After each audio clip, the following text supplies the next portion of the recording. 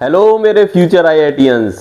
तो आज हम chapter number 1 of class 12 electric charges and field का लेक्चर नंबर 2 स्टार्ट करने वाले हैं, जिसमें हम पढ़ेंगे कूलॉम्स लॉ के बारे में, कूलॉम ने क्या कहा, और हम पढ़ेंगे उसके बाद फोर्स बिटवीन मल्टीपल चार्जेस। ये दो टॉपिक हमें इस लेक्चर में डिस्कस करने हैं। तो हम शुरुआत करते हैं कूलॉम्स लॉ में। तो कूलॉम ने ये बताया कि किस तरीके से हम, जैसे ग्रेविटेशन में हम दो मास के बीच में कितना फोर्स लग रहा है वो हम फाइंड आउट करते थे। इसी तरह से जब हमें दो चार्ज दिए रखे हों तो उन दो चार्जेस के बीच में कितना फोर्स लग रहा है ये हमें अगर फाइंड आउट करना है तो कूलॉम ने एक लॉ बताया था जिसको हम कूलॉम्स लॉ नाम से जानते हैं। It is called Coulomb's law of electrostatics. तो Coulomb's law Coulomb's law.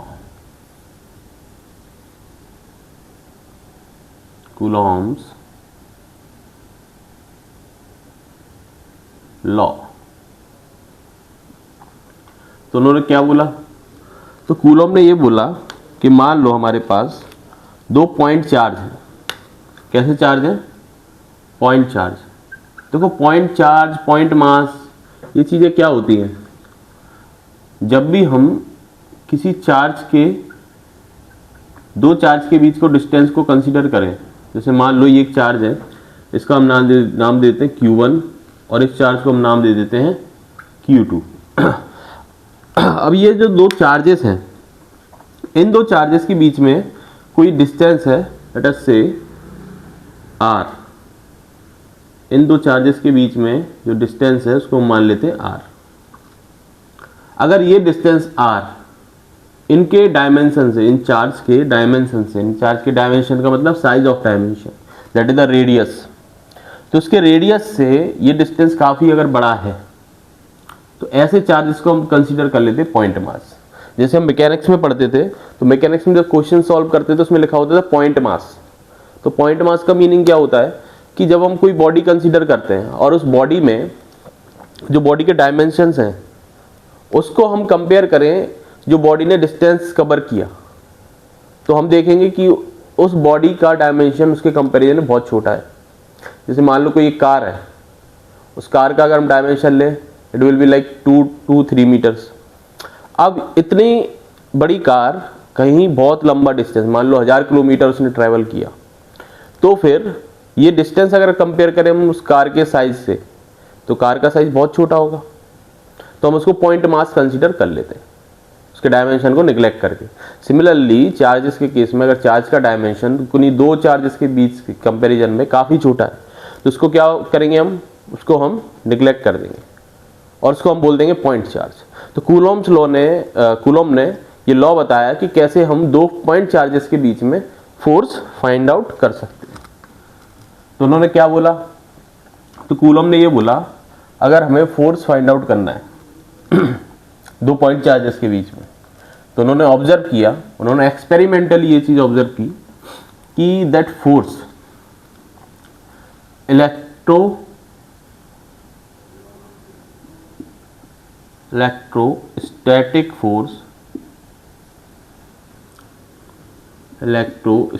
Force between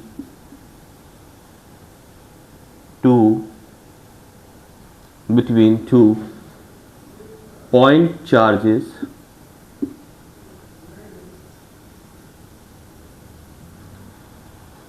is directly proportional to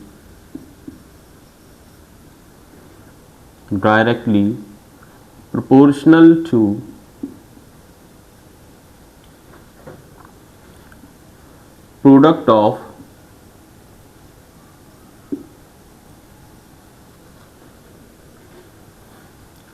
magnitude of two charges।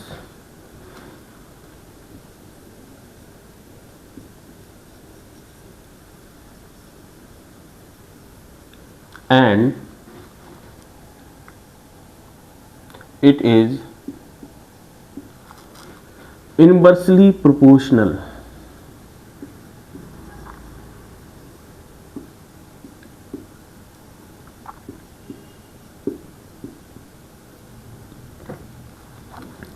To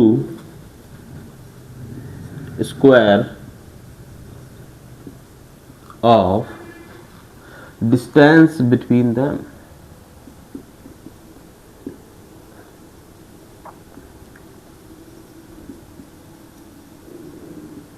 distance between them. तो अगर हमें इलेक्ट्रोस्टैटिक फोर्स निकालना है किन्हीं दो पॉइंट चार्जेस के बीच में, तो वो डायरेक्टली प्रोपोर्शनल था to the product of magnitude of two charges. It was inversely proportional to the square of distance between them. तो देखें इसे, तो कूलॉम्स लॉ के हिसाब से हम क्या लिख सकते हैं, हम we can say the electrostatic force, इसको हम डिनोट करते हैं एफ ई से. Electrostatic force is directly proportional to magnitude of product of two charges and inversely proportional to the square of distance between them. जब हम ये proportionality का sign हटाते हैं तो यहाँ पे कांस्टेंट आता है, इसको हम बोलते हैं स्मॉल के. इस कांस्टेंट के बारे में हम आगे पढ़ेंगे. तो ये बन जाता है K Q1 Q2 upon R square. तो कूलॉम ने ये लॉ बताया कैसे हम दो पॉइंट चार्जेस के बीच में फोर्सेस को फाइंड आउट कर सकते हैं. ये चीज़ हम नोट कर लें, इसके बारे में और चीज़ हम आगे पढ़ते हैं. तो Q1 Q2 क्या है, Q1 Q2 क्या है, what is the Q1 Q2? Q1 Q2 is the Q1 and Q2 is what? It is the magnitude of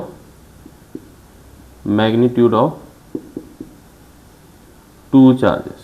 Okay, two charges. कौन से चार्ज है? Point charge. कैसे चार्ज है? Two point charges. ठीक है, इसको नोट कर लो. इसके बाद हम पढ़ेंगे ये जो कांस्टेंट है ना के, ये क्या होता है. प्लीज इसे नोट कर लो. कर लिया नोट? बढ़ा दूं, हटा दूं? ओके.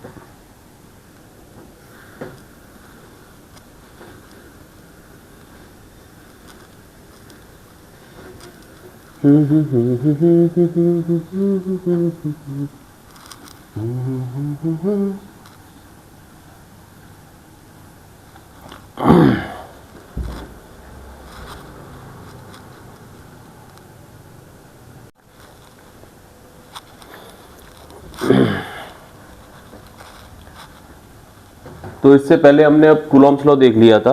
अब कूलॉम्स लॉ के बाद जिसमें एक कांस्टेंट ऑफ प्रोपोर्शनलिटी आया था, दैट इज के. उस के के बारे में हम देखते हैं कि के क्या होता है और उसकी क्या यूनिट होती है, कैसे हम उसका डायमेंशनल फार्मूला फाइंड कर सकते हैं, ये सब चीज़ें पूछ सकते हैं आपसे. तो देखें आप, सबसे पहले जो उसमें के आया था,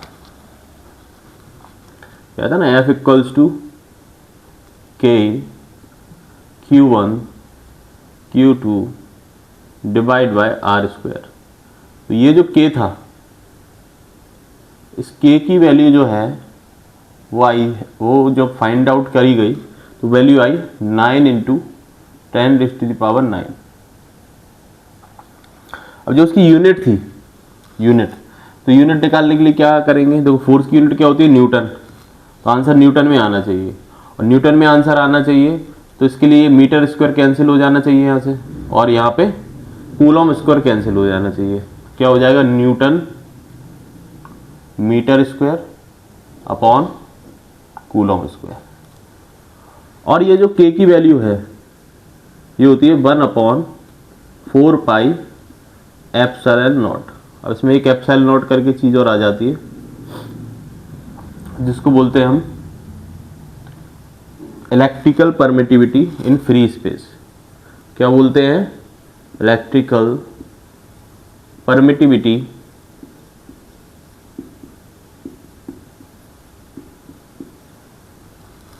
इन फ्री स्पेस.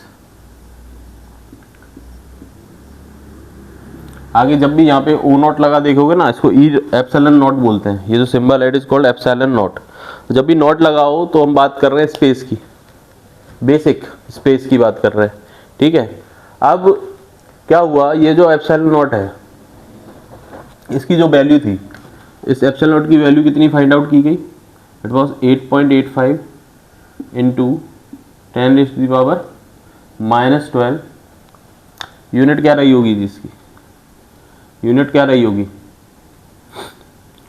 अगर एप्सिलॉन नॉट की हमें यूनिट निकालनी तो कैसे निकालेंगे, देखो के की क्या यूनिट आई थी, newton metre square coulomb square, है ना। तो यहाँ से अगर मैं एप्सिलॉन नॉट की निकालनी तो उसके वो हो जाएगा रेसिप्रोकल, तो क्या हो जाएगा, it will B coulomb square पर Newton metre square.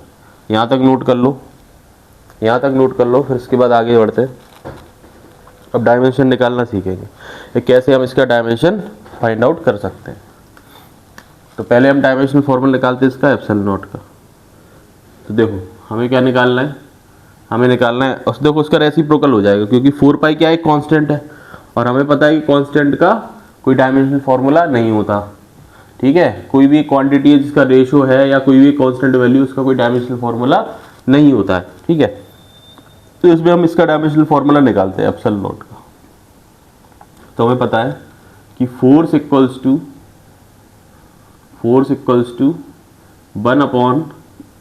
1/4 epsilon nought Q1 Q2 divide by R square, ये हमें पता है।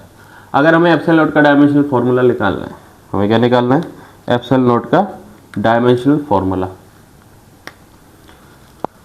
तो दोनों साइड के हम डायमेंशन निकाल लेंगे।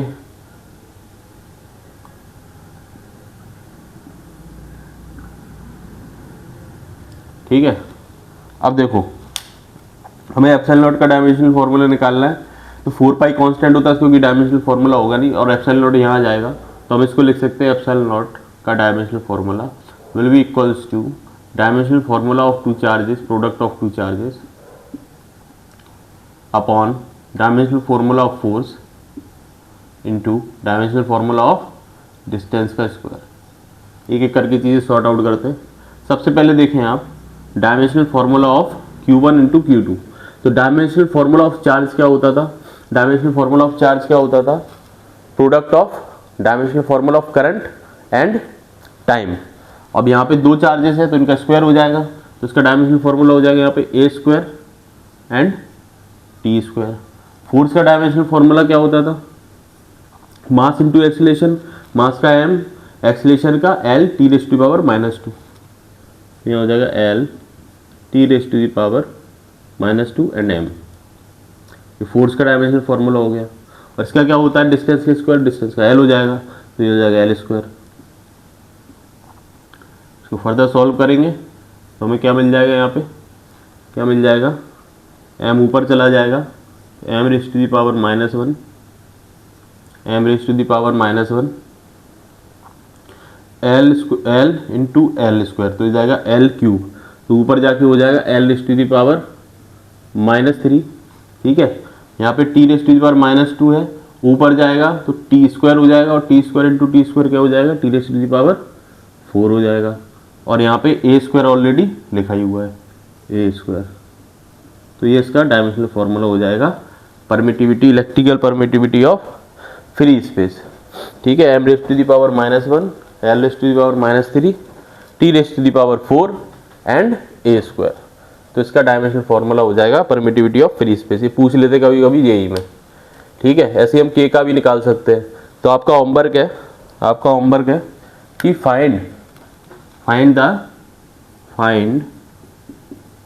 Find dimensional formula of k। ये आप कमेंट सेक्शन में मुझे बताएंगे कि इसका डायमेंशनल फॉर्मूला क्या होता है, ठीक है जी। नोट कर लो इसे, नोट कर लो इसको। तो ये कुछ k से रिलेटेड बातें थी, आपको ये वैल्यूज़ याद रख सकते हैं, ज़रूरी नहीं है क्योंकि पेपर में गिवन रहती है, बट फिर भी अपने जल्दी सॉल्व करने के लिए आप ये वैल्यूज़ याद रख सकते हैं। और ये वाला डायमेंशनल फार्मूला और एप्सिलॉन नॉट भी याद कर सकते हैं। ये तीन चीज़ें इसमें याद करने लायक हो गई। कैसे निकाला ये मैंने आपको बता दिया। कांस्टेंट का कोई डायमेंशनल फॉर्मूला नहीं होता। अगर कोई भी क्वांटिटी किन्हीं दो क्वांटिटीज़ का रेशियो है तो उसका भी कोई डायमेंशनल फॉर्मूला नहीं होता। ये चीज़ें हमने यूनिट्स एंड डायमेंशन चैप्टर में पढ़ा है क्लास 11 में। ठीक है, फटाफट नोट करेंगे और आगे बढ़ते हैं।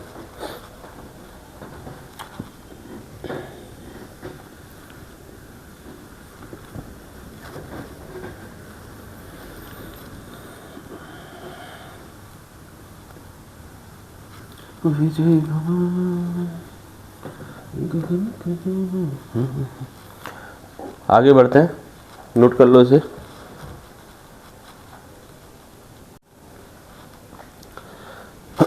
तो नेक्स्ट जो टॉपिक है हमारा वो हमें पढ़ना है Coulomb's law in vector form. तो अभी जो हमने कूलॉम्स लॉ देखा वो सिंपल एक मैग्नीट्यूड निकालने के लिए था, पर कूलॉम्स लॉ को हम वेक्टर फॉर्म में कैसे रिप्रेजेंट कर सकते हैं ये चीज़ हम देखते हैं, अभी समझते हैं इसको, है ना, वेक्टर फॉर्म। तो इसको देखें, Coulomb's law in vector form, क्या बोलेंगे इसको, Coulomb's law in vector form. इसमें क्या डिफरेंस है ये सब इसको पढ़ने के बाद ही आपको समझ में आएगा। Coulomb's law in vector form, देखो जैसे मान लो कि हमारे पास ये एक ओरिजिन है, दिस इज अ ओरिजिन, ठीक है। अब इसके रिस्पेक्ट में मैंने कहीं पे एक चार्ज प्लेस किया, लेट अस से Q1, ये मैंने यहाँ पे चार्ज प्लेस कर दिया Q1, तो इसका जो पोजीशन वेक्टर होगा, मतलब इसकी पोजीशन इस ओरिजिन के रिस्पेक्ट में क्या होगी, मान लेते हैं R1 वेक्टर, ठीक है। अब एक और मान लो हमने चार्ज ले लिया, लेट अस से Q2, ठीक है। अब ओरिजिन के रिस्पेक्ट में इसकी भी कुछ पोजीशन होगी, इसको नाम दे देते हैं R2 वेक्टर, ठीक है। तो ये क्या हो गया, R1 position of Q1 with respect to origin, और R2 क्या हो गया, position of Q2 with respect to origin, ठीक है। अब ये दोनों के रिस्पेक्ट में दोनों की पोजीशन आ गई, किसके रिस्पेक्ट में, ओरिजिन के रिस्पेक्ट में, ठीक है। अब ये मान लेते हैं कि Q1 और Q2 इस केस में हम मान लेते हैं कि दोनों सेम पोलरिटी के, मान लो माइनस नेगेटिव है या फिर पॉजिटिव, ठीक है। तो एक दूसरे को रिपेल करेंगे, क्या करेंगे रिपेल करेंगे। अच्छा एक चीज़ और, इन दो चार्जेस की कुछ एक दूसरे के रिस्पेक्ट में पोजीशन होगी, है ना। तो मान लेते हैं इसको हम क्या बोलेंगे, position of one with respect to two, तो हम इसको लिखेंगे R1 2, यानी कि position of one with respect to two. तो ये जो पहला नंबर होता है इसको पहले बोलते हैं, मतलब position of one, this is the position of one with respect to two. तो हम इसको कैसे लिखेंगे, it will be R1 minus R2, R1 minus R2, that is the position of one with respect to two, ठीक है। तो ये क्या, इसका डायरेक्शन क्या होगा, ये होगा। और अगर हमें अपोजिट लिखना है, क्या लिखना है, अपोजिट लिखना है, that is position of Q2 with respect to Q1। तो इसको कैसे लिखेंगे हम, बस इसका डायरेक्शन उस साइड हो जाएगा। तो देखो इसको कैसे लिखेंगे, इसको देखो,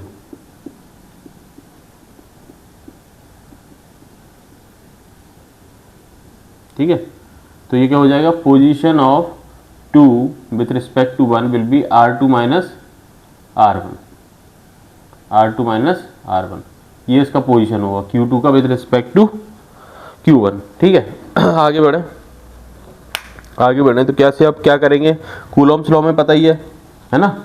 तो ये क्या है, सब चीज़ें यहाँ पे लिख देते हैं। ये क्या है यहाँ पे, it is the position of Q2 with respect to Q1, ठीक है। ये क्या है, position of Q2 with respect to origin, ठीक है। ये R1 क्या है, R1 है पोजीशन ऑफ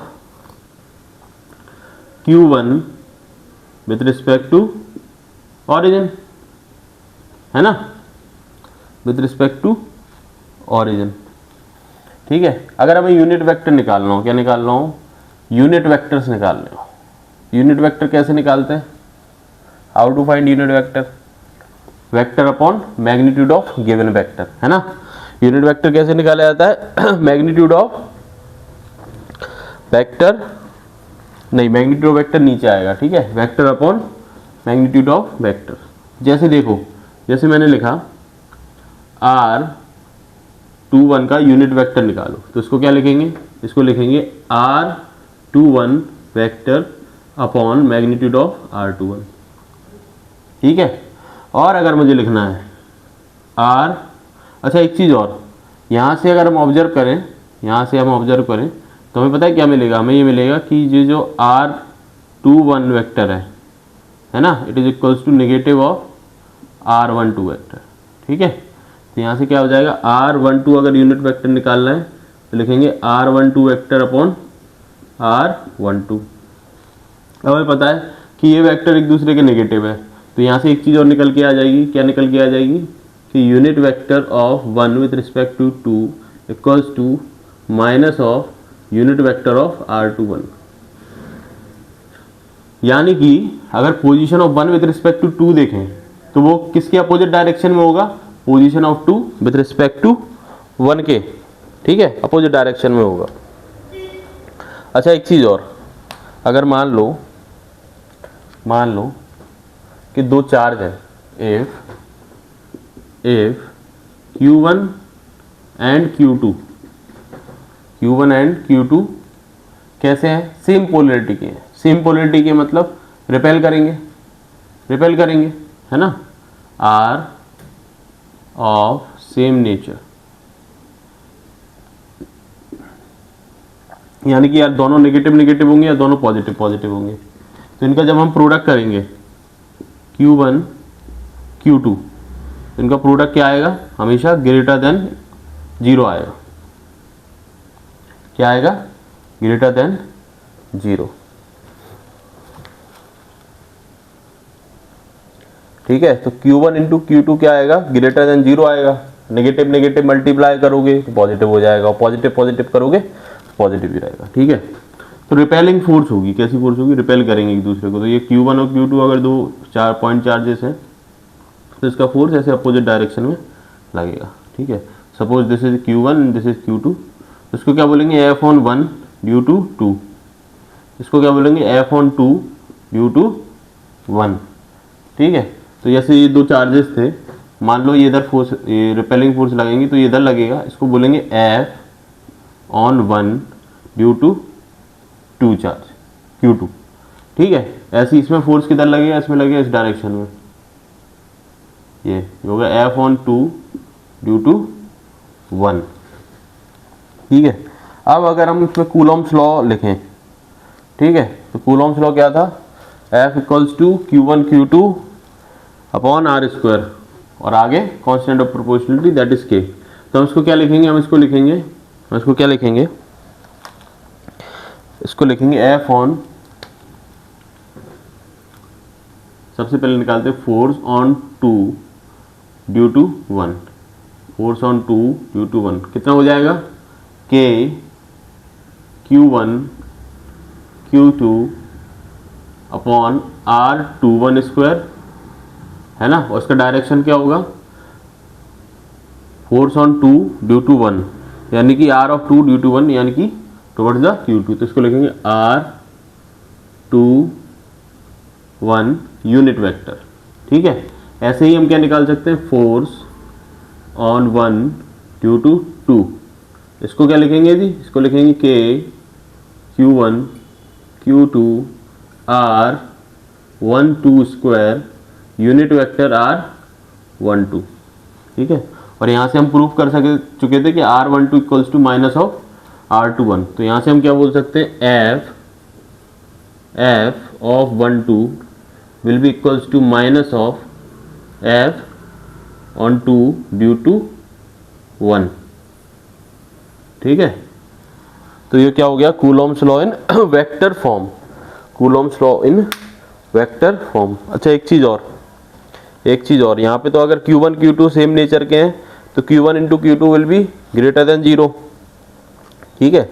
और अगर सेम नेचर के नहीं है, अपोजिट नेचर के हैं, है ना, अपोजिट नेचर के हैं, if Q1 and Q2 are of opposite nature, मतलब एक नेगेटिव है एक पॉजिटिव है ना, अपोजिट नेचर, तो क्या हो जाएगा यहाँ पे हो जाएगा Q1 into Q2 will be less than 0, है ना, और इन पे फोर्स लगेगा अट्रैक्टिंग, कैसा फोर्स लगेगा, अट्रैक्टिंग फोर्स, यानी कि इस डायरेक्शन में towards each other, that is the Q1, this is the Q2, this is the force on 1 due to 2, इसको अट्रैक्ट करेगा charge 2, and this will be the force on 2 due to 1।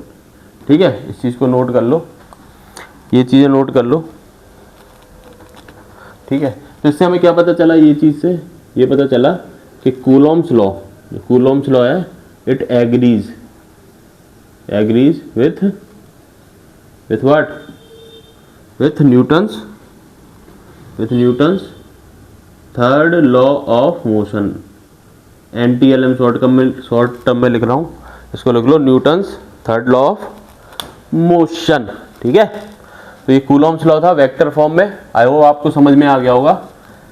तो उसमें करना क्या होता है कि बस कूलॉम्स लॉ में वेक्टर फॉर्म में आपको डायरेक्शन भी कंसीडर करने होते हैं कि किस चार्ज पे दूसरे चार्ज की वजह से किस डायरेक्शन में फोर्स लगेगा, और इसको कैसे रिप्रेजेंट करते हैं। ठीक है, तो ये कुछ चीज़ें थी, अब हम इसमें आगे चल के कुछ क्वेश्चंस देखते हैं। ठीक है,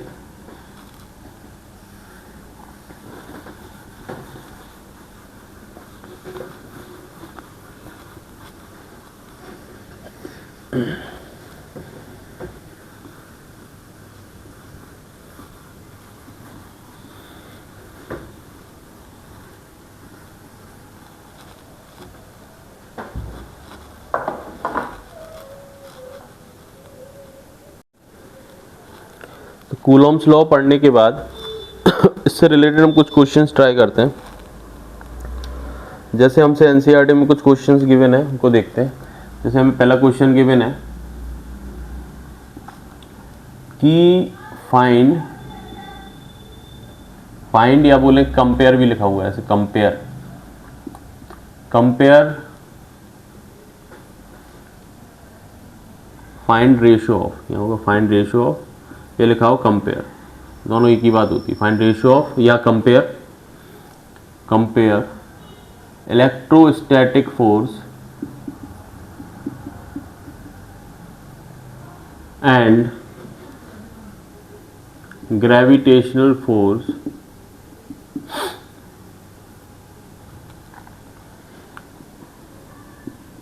between an electron and proton। तो इन दोनों के बीच में, यानी कि एक हमारे पास इलेक्ट्रॉन रखा हुआ है और एक हमारे पास प्रोटॉन रखा हुआ है। ठीक है, मान लेते कुछ डिस्टेंस r पर है, तो इनके बीच में कितना ग्रेविटेशनल फोर्स लगेगा, ग्रेविटेशनल फोर्स है, तो इनका रेशियो निकालना है, यानी कि F of E upon F of G निकालना है, यह हमें फाइंड आउट करना है। ठीक है, तो इलेक्ट्रोस्टैटिक फोर्स का भी फॉर्मूला बताया और उसका फॉर्मूला भी बताया। कैसे का फॉर्मूला, किसका फॉर्मूला पता है, F ऑफ G का। ठीक है, तो देखो जरा, F ऑफ E निकालें, तो F ऑफ E कितना हो जाएगा, कि Q1 Q2, अच्छा Q1 क्या है, E है, तो E पे कितना चार्ज होता है, E पे चार्ज होता है E के बराबर, है ना, और इसकी वैल्यू भी क्या होती है चार्ज की, E होती है, तो क्या हो जाएगा KE² divide by R²। Similarly हमें क्या चाहिए, इनका रेशियो चाहिए F of E upon F of G। तो F ऑफ G कितना होता है, F ऑफ G क्या होता है, gravitational force G mass of electron into mass of proton, ठीक है, डिवाइड बाय R²। तो वैल्यू पुट करेंगे, G की वैल्यू पुट करेंगे, और किस किस की करेंगे, mass of electron, mass of proton. तो मास ऑफ इलेक्ट्रॉन कितना होता है, mass of electron 9.11 into 10⁻⁻31 kg। और मास ऑफ प्रोटॉन कितना होता है 6.67 इंटू 10⁻⁻27 kg। ठीक है, तो इसकी वैल्यू पुट करेंगे। के की वैल्यू हम पिछले लेक्चर में देख ही चुके हैं। के की वैल्यू कितनी होती है, के की वैल्यू कितनी होती है 9 इंटू 10⁻⁹। ठीक है, 9 इंटू 10⁻⁹ हो जाती है। और जी की वैल्यू कितनी होती है, जी की वैल्यू होती है 6.6। अच्छा, मास ऑफ प्रोटॉन 1.67 होता है। ठीक है, 1.67 इंटू 10⁻⁻27 kg। और ये कितना हो जाएगा 6.67 इंटू 10⁻⁻11 है ना। उसकी यूनिट क्या होती है यूनिवर्सल ग्रेविटेशनल कांस्टेंट की कितनी यूनिट हो जाएगी, यहाँ मास का स्क्वायर हो जाएगा kg स्क्वायर, नीचे kg स्क्वायर लाना पड़ेगा, तो ये कितना हो जाएगा newton metre square upon kg square. ठीक है, तो इसको सॉल्व करेंगे पूरा, तो हमें क्या मिल जाएगा यहाँ पे रेशो 9 इंटू 10⁻⁹ चार्ज का स्क्वायर। ई की वैल्यू कितनी होती है 1.6 इंटू 10⁻⁻19 कूलम, इसका स्क्वायर कर देंगे। ठीक है, और नीचे क्या आ जाएगा जी की वैल्यू पुट कर देंगे 6.67 इंटू 10⁻⁻11 और mass of electron will be 9.11 into 10⁻⁻31 into 1.67 into 10⁻⁻27। और मैंने तुम्हें बताया इन क्वेश्चन को ऐसे कैसे सॉल्व करते हैं, 10 की पावर वाले अलग लिख लो और नंबर्स अलग लिख लो। तो 10 की पावर्स वाले अलग लिखोगे, 10 की पावर्स वाले अलग लिखोगे तो यहाँ नंबर्स क्या क्या आ जाएंगे 9 इंटू 1.6 का स्क्वायर कितना हो जाएगा 16 का स्क्वायर 256 और पॉइंट 2 डिजिट के बाद तो आ जाएगा 2.56। नीचे नंबर क्या क्या है 6.67 ये कितना 9.11। ठीक है, और क्या नंबर है 1.67। ठीक है, इंटू 10 की पावर, तो 10 की पावर में क्या क्या आ जाएगा, पहली तो 9 आ जाएगा, फिर कितना -19 का स्क्वायर, तो वहाँ 19 टू जा कितना हो जाएगा -38। ठीक है, -38, नीचे कितना है 10 की पावर -11, ऊपर आके 11 हो जाएगा प्लस में। ठीक है, फिर कितना है 10 की पावर -31, नीचे माइनस में, ऊपर जाके हो जाएगा प्लस। ठीक है, ऊपर जाके हो जाएगा प्लस, फिर है -27, ऊपर जाके हो जाएगा, ये भी हो जाएगा प्लस। ठीक है, तो इसको जब सॉल्व करोगे तो कितना हो जाएगा 31 + 9 40 - 38 2 + 11 13 13 + 27 10 की पावर 39 10 की पावर 39 आ जाएगा यहाँ पे। और ये इसको जब सॉल्व करेंगे कुछ अप्रॉक्सीमेट वैल्यू आ जाएगी, तो उसकी अप्रॉक्सीमेट वैल्यू यही हो जाएगी 10 की पावर 39 सॉल्व करने के बाद। ठीक है, ये 9 कट जाएगा देखो। ठीक है, और यहाँ पे 1 पॉइंट समथिंग आएगा, तो 10 की पावर 39 अप्रॉक्स आंसर आ जाएगा। गलत ऐड कर दिया क्या, गलत ऐड कर दिया। 31 + 9 40 - 38 2 + 11 27 सही है। ठीक है, इसको नोट कर लो, नोट कर लो इसको।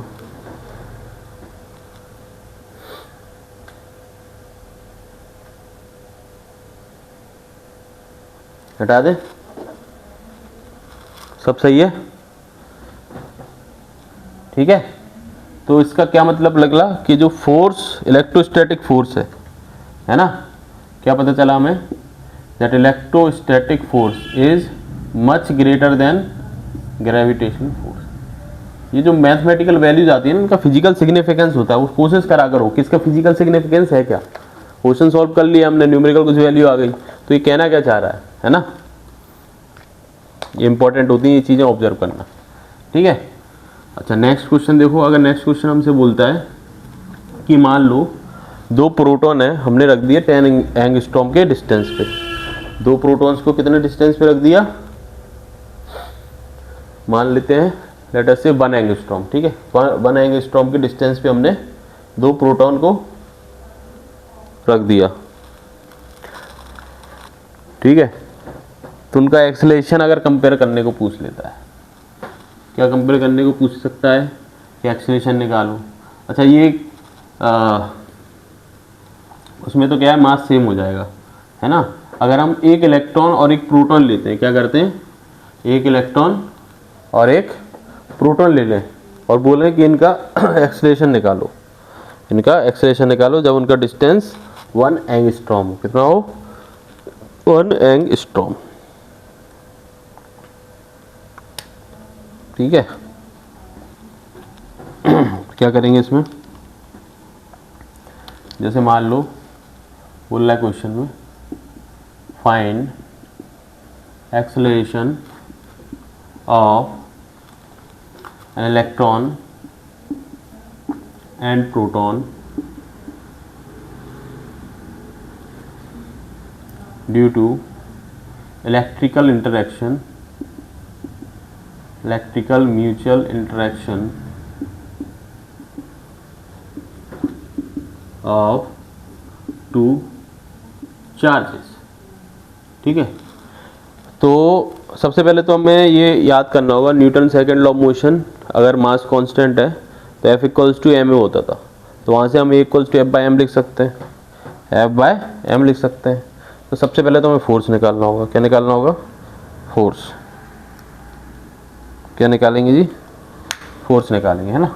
तो फोर्स निकालने के लिए हमें पता है फोर्स इक्वल्स टू क्या होता है, K(Q1 Q2 bye R square, है ना। When they are kept in 1 angstrom. कितना डिस्टेंस है इन दोनों के बीच में, 1 एंगस्ट्रॉम। ठीक है, यहाँ वैल्यू पुट कर देंगे 9 इंटू 10 की पावर 9। इलेक्ट्रॉन और प्रोटॉन पे चार्ज सेम होता है, तो कितना हो जाएगा, वही हो जाएगा 1.6 इंटू 10 की पावर माइनस 19 ई स्क्वायर हो जाएगा ना। तो इसका स्क्वायर कर देंगे, डिवाइड बाय इनका डिस्टेंस कितना है, 1 एंगस्ट्रॉम, यानी कि 1 एंगस्ट्रॉम में कितना होता है, 10 की पावर माइनस 10 मीटर, है ना। इसका स्क्वायर कर देंगे, तो इसको सॉल्व करेंगे तो क्या हो जाएगा, 9 इंटू 2.56 डिवाइड बाय तो कुछ नहीं, 10 की पावर कितना है, यहाँ पे कितना हो जाएगा, 10 की पावर 9 माइनस 38, और ये कितना हो जाएगा, माइनस 20 हो जाएगा, तो ऊपर जाके इट विल बी प्लस 20, है ना। कितना हो जाएगा, 9 इंटू 2.56 इंटू 10 की पावर कितना हो जाएगा ये, कितना हो जाएगा, ऐड कर लो, 29 माइनस 38, 29 माइनस 38 कितना हो जाएगा, 9, 10 टू द पावर माइनस 9 आ जाएगा यहाँ पे न्यूटन, इतना फोर्स आ जाएगा। ठीक है, इसमें क्या आ जाएगा, फोर्स आ जाएगा। ठीक है, इसको जब सॉल्व करोगे तो 9 टू 18 9 टू 156 कितना हो जाएगा, ये लगभग 2.3, है ना। एक पॉइंट इधर आ जाएगा तो हो जाएगा 10 की पावर माइनस 8 न्यूटन। तो इतना फोर्स लगेगा इन दोनों के चार्जेस की वजह से। अब एक्सेलरेशन निकालना है, तो एक्सेलरेशन इक्वल्स टू क्या होता है, एक्सेलरेशन इक्वल्स टू क्या होता है, फोर्स अपॉन मास। ठीक है, फोर्स कितना है यहाँ पे 2.3 into 10 to the power minus 8। ठीक है, अब मान लो हम निकालते हैं पहले एक्सेलरेशन ऑफ, इसका निकालें, प्रोटॉन का निकाल लेते हैं। ठीक है, प्रोटॉन का एक्सेलरेशन निकालते हैं। प्रोटॉन का मास कितना होता है, प्रोटॉन का मास याद रखना 1.67 इंटू 10 की पावर माइनस 27 kg, ऐसा यूनिट में 27 kg। ठीक है, इसको सॉल्व करेंगे तो 2.3 अपॉन 1.67 इंटू 10 की पावर माइनस 8, और यहाँ हो जाएगा प्लस 27। ठीक है, 27 माइनस 8, 27 माइनस 8 कितना हो जाएगा जी, 19 हो जाएगा। कितना हो जाएगा, 19 हो जाएगा। तो इसका आंसर कितना आ जाएगा यहाँ पे, इसको सॉल्व करेंगे तो ये आएगा लगभग 1.23 into 10 to the power 19 metre पर सेकेंड स्क्वायर। इतनी एक्सेलरेशन से मूव करेगा क्या, प्रोटॉन। ठीक है, नोट कर लो इस क्वेश्चन को, कोई भी दिक्कत हो तो कमेंट सेक्शन में पूछ सकते हो। ठीक है, सिंपल सा क्वेश्चन है, ज़्यादा टफ नहीं बनाएंगे। बेसिक कंसेप्ट ये था कि कैसे हम एक्सेलरेशन निकालते हैं। एक्सेलरेशन निकालने के लिए आपको फोर्स पता होना चाहिए, और फोर्स निकालने के बाद आपको मास से डिवाइड करना होता है जिस भी पार्टिकल का आपको एक्सेलरेशन निकालना है। ठीक है, फोर्स के लिए कौन सी फोर्स के, किस फोर्स की वजह से हमें एक्सेलरेशन देखना था सर, हमें देखना था इलेक्ट्रोस्टैटिक फोर्स की वजह से, क्योंकि यहाँ पे क्या लिखा है, इलेक्ट्रिकल म्यूचुअल इंटरेक्शन। ठीक है, अच्छा देखो एक क्वेश्चन और देखते हैं, last question of the Coulomb's law. ठीक है, कूलॉम्स लॉ पढ़ लिया हमने। Coulomb's law in vector form पढ़ लिया, ठीक है, और क्या पढ़ लिया जी, और हमने 2 क्वेश्चन देख लिए, ठीक है। इससे पिछले लेक्चर में हमने क्या पढ़ा था, चार्जेस के बारे में पढ़ा था, प्रॉपर्टीज ऑफ चार्जेस पढ़ी थी, है ना, how to charge a body ये पढ़ा था, ठीक है। अब धीरे धीरे हम आगे बढ़ते जाएंगे। इसके बाद जो टॉपिक है वो हमें क्या पढ़ना है, हमें पढ़ना है forces due to multiple charges. अभी तो हमने 2 चार्ज देखे, सिर्फ 2 चार्जेस के बीच एक दूसरे में कितना फोर्स लग रहा है, या किसी चार्ज पे कितना फोर्स लग रहा है। अब मान लो 3 हमने चार्ज रख दिए, है ना, तब कितना लगेगा, तो आगे देखेंगे। पहले एक क्वेश्चन कर लेते हैं, ठीक है। तो देखो क्वेश्चन में क्या कह रहा है हमसे इस क्वेश्चन में हमसे क्या बोला गया कि हमारे पास 2 चार्ज हैं, ठीक है, 2 चार्ज हैं, तो नाम दे देते हैं। मान लो हमारे पास 2 चार्ज है ए और बी, ठीक है। दोनों पे कुछ चार्ज रहा होगा Q1 या इसको बोलते हैं QA QB, है ना, ये इस पे चार्ज रहा होगा, ठीक है।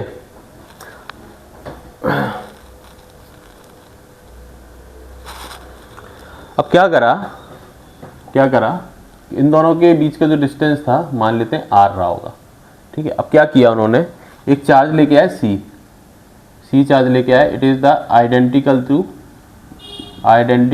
A है ये, ठीक है। और यहाँ पे एक D चार्ज लेके आए जो कि था, D चार्ज नहीं एक्चुअली में C बॉडी लेके आया, C बॉडी, है ना, जो कि न्यूट्रल थी। तो D was identical to B, ठीक है। तो इसको इनसे कांटेक्ट में रखा, C को रखा A से और D को रखा B से, ठीक है। और फिर इनको दोनों को अलग अलग कर दिया, सेपरेट कर दिया, C को और A को अलग, और फिर से यहाँ पे कर दिया B को अलग और D को अलग, ठीक है। और इन दोनों के बीच जो डिस्टेंस था वो कर दिया हाफ, मतलब R/2 कर दिया। तो बोल रहा है कि what will be the new force,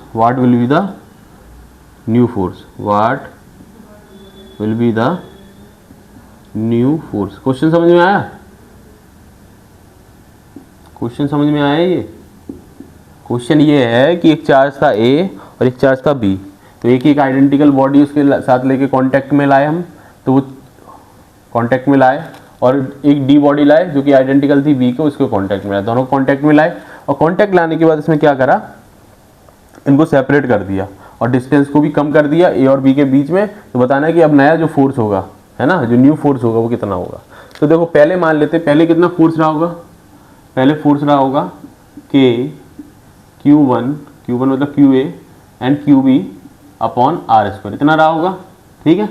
अब क्या हुआ कि जब हम चार्ज को कांटेक्ट में लाए होंगे तो दोनों पे डिवाइड होके चार्ज आ गया होगा QA/2, और इस पे भी हो गया होगा QA/2, क्योंकि हमने पढ़ा था ना चार्जिंग बाय कांटेक्ट में क्या होता है, डिस्ट्रीब्यूशन ऑफ चार्ज हो जाता है। और अगर बॉडी आइडेंटिकल है तो इक्वल डिस्ट्रीब्यूशन हो जाता है, अगर Q किसी पे रहा हो तो वो Q/2 हो जाता है, ठीक है। ऐसे ही इस पे क्या हो जाएगा, QB/2, कितना चार्ज हो जाएगा जी, QB/2, इस पे भी हो जाएगा QB/2। अच्छा, डिस्टेंस भी हाफ कर दिया, तो जो न्यू फोर्स होगा इसको मान लेते हैं F', क्या मान लेते हैं F', तो कितना हो जाएगा K QA/2 इंटू QB/2, क्योंकि नया चार्ज कितना हो गया, इतना हो गया, और नया डिस्टेंस कितना हो गया, R/2, इसका स्क्वायर कर देंगे। तो इसको फर्दर सॉल्व करेंगे तो हमें क्या मिल जाएगा, QKA QB अपॉन R², है ना, इंटू इसका जो 4 है ऊपर आ जाएगा, तो 4 से 4 कट जाएगा, तो जो फोर्स बचेगा वो किसके बराबर ही आ जाएगा, F के ही बराबर आ जाएगा। तो there will be no change in force, कोई चेंज नहीं आएगा फोर्स के बीच, ठीक है, no change in force. Note कर लो इस question, note down this question, solve करेंगे, खुद से ट्राई करेंगे इस क्वेश्चन को, ठीक है। इसके बाद का जो टॉपिक है वो क्या है, फोर्स बिटवीन मल्टीपल चार्जेस, ठीक है जी, फोर्स बिटवीन मल्टीपल चार्जेस। लिख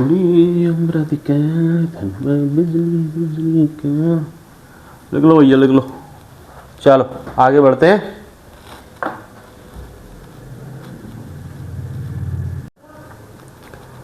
तो अब जो हम अगला टॉपिक पढ़ने वाले हैं वो है force between multiple charges, force between multiple charges. इसको हम सुपरपोजिशन प्रिंसिपल से फाइंड आउट करते हैं। सुपरपोजिशन प्रिंसिपल, सुपरपोजिशन प्रिंसिपल के बारे में हम पिछली क्लास में ही पढ़ चुके हैं, हम क्लास 11th में थे। तो जैसे देखो, मान लो एक चार्ज है हमारे पास Q, ठीक है, और हमारे पास दो और चार्ज है, let them be Q1 and Q2, ठीक है, ये दो अलग अलग चार्ज है। अब इस चार्ज Q पर इस Q1 की वजह से भी फोर्स लग रहा होगा, मान लेते हैं सेम पोलरिटी के, तो रिपेलिंग फोर्स लगेगा। तो Q1 की वजह से भी फोर्स लग रहा होगा, Q2 की वजह से भी फोर्स लग रहा होगा, है कि नहीं, दोनों की वजह से फोर्स लग रहा होगा।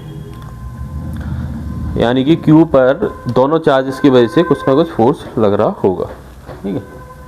अब मान लेते हैं कि ये एक ऑरिजिन है, ऑरिजिन से इसका पोजीशन वेक्टर हो गया R2 और इसका हो गया R1, है कि नहीं। अब और इसका मान लेते हैं लेट इट बी R, ठीक है। तो इस Q पर इस Q1 की वजह से फोर्स लगेगा इस डायरेक्शन में, इसको हम बोल सकते हैं force on Q due to 1, है ना। और इस पर इस Q2 की वजह से फोर्स लगेगा इस डायरेक्शन में, इसको हम बोलते हैं force on Q due to 2, है ना। अब इनका रिजल्टेंट ही वो फोर्स होगा जो Q पर नेट फोर्स लग रहा होगा, है ना।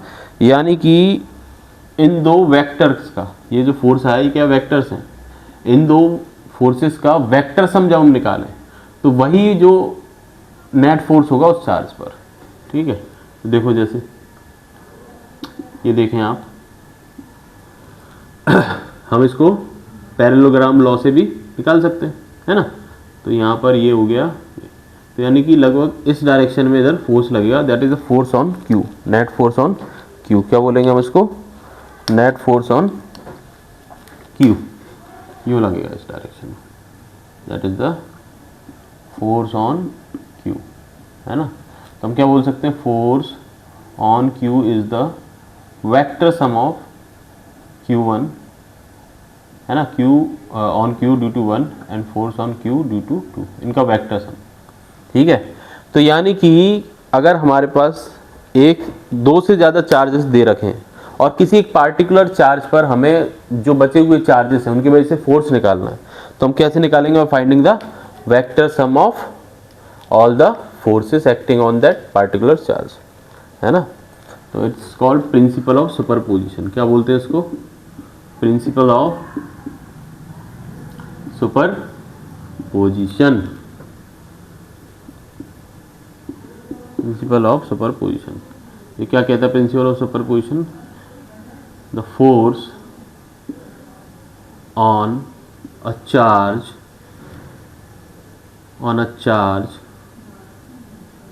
Due to other charges is given by vector sum of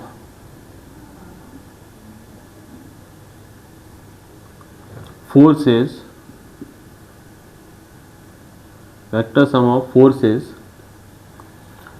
on that charge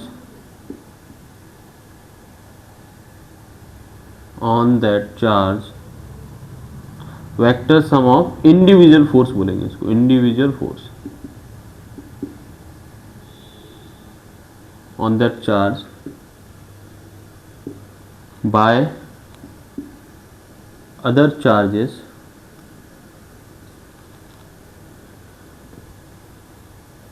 taken individually,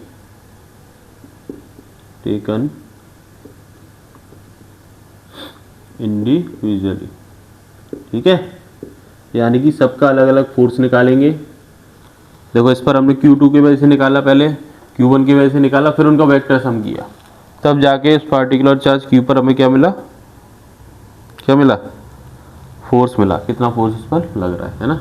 जैसे Q1 निकालें तो Q1 कितना होगा जी, Q1 होगा 1/4 pi epsilon not Q into Q1 upon RQ1 है ना। इसको ये क्या वैल्यू हो जाएगी, ये वाली हो जाएगी RQ1 और ये क्या हो जाएगी RQ2 हो जाएगी, सॉरी RQ2 और ये हो जाएगा RQ1। ठीक है, RQ1 इंटू RQ1 का unit vector plus 1/4 pi epsilon not Q2 यहाँ स्क्वायर आएगा अपॉन RQ2 स्क्वायर और इसका यूनिट वेक्टर। ठीक है, समझ आए।